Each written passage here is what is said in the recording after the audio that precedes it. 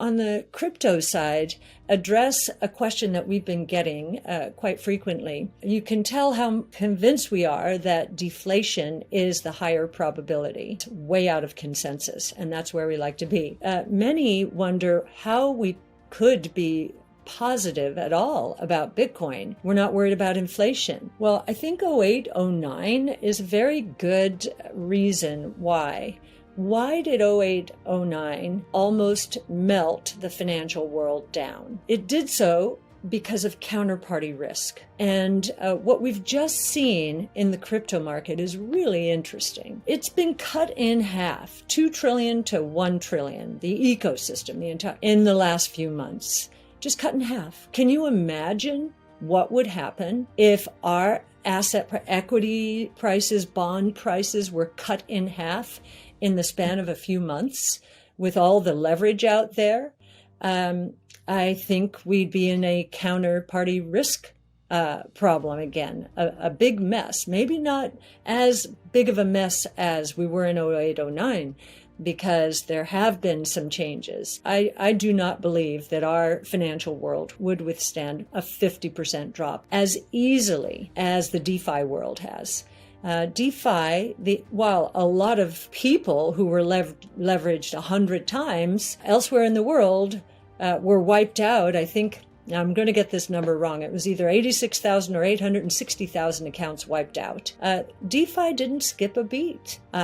I don't think we could say that for the traditional financial world. And I do think that's why the shift towards DeFi, helped now by central banks moving into stable coins and legitimizing digital currencies, even though that's very different from a Bitcoin.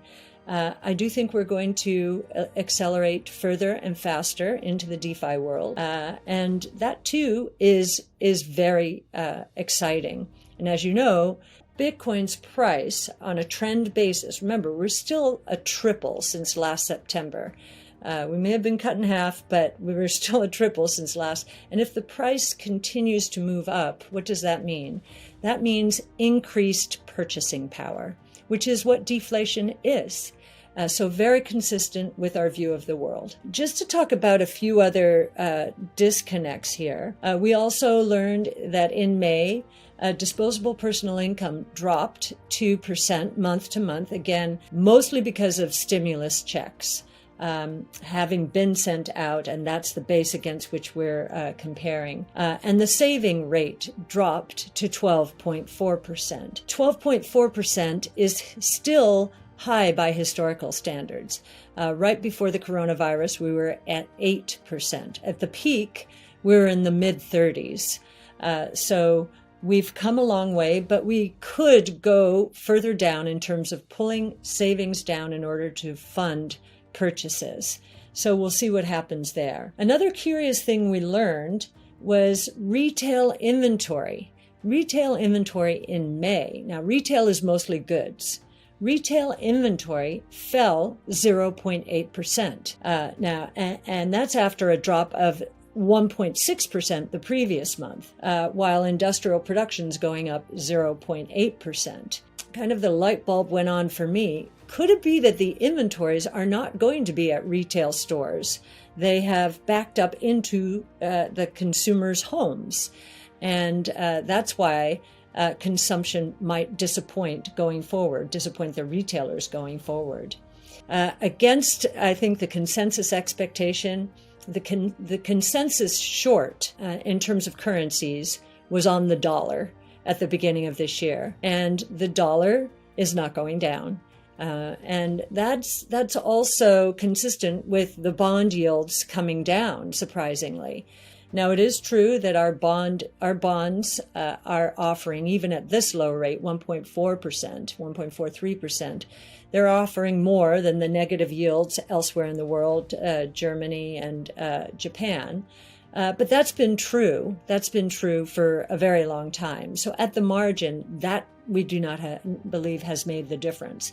What could be making the difference in terms of the dollar going up is this notion that the terms of trade are not going to turn as much against the United States in the form of higher corporate tax rates, And in fact, this 15% minimum tax will hit everyone in the world. Now, it will hit disproportionately some of the very profitable tech companies who have been able to manage taxes globally to very low levels. But that, again, it's true for everyone. So at the margin, maybe that is why the dollar's going. We've also seen some quite deflationary signals, outright cyclical deflation, which got us thinking about inventory corrections. Lumber prices have been cut by more than half now. Maybe that was lumber that do-it-yourselfers were storing up, seeing the lumber shortage coming, and they're just not in there buying now. That's pretty interesting. In China, pork prices have dropped precipitously. We may not pay too much attention to that price, but that might be the most important price in China in terms of keeping consumers happy. It's a big part of their diet, and the government watches it very carefully. So that's interesting. Copper prices are still down in the 10 to 15% range. So there are some signals out there that perhaps inventories are somewhere in the system, and we're seeing a cyclical unwind here. Oil, as I mentioned earlier, is the outlier.